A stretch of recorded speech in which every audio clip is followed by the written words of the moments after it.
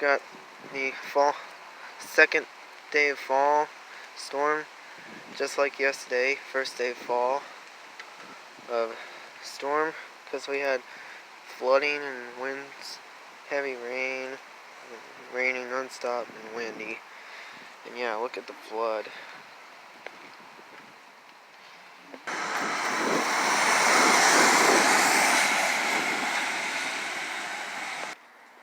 Take a look at that hot tub cover. There's flood rainwater on top of it.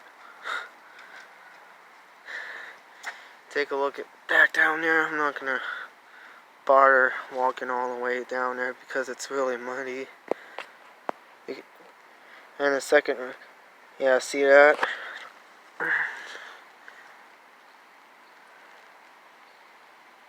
There's some flood right there, back there. I know it's hard to tell, but you can see it hopefully.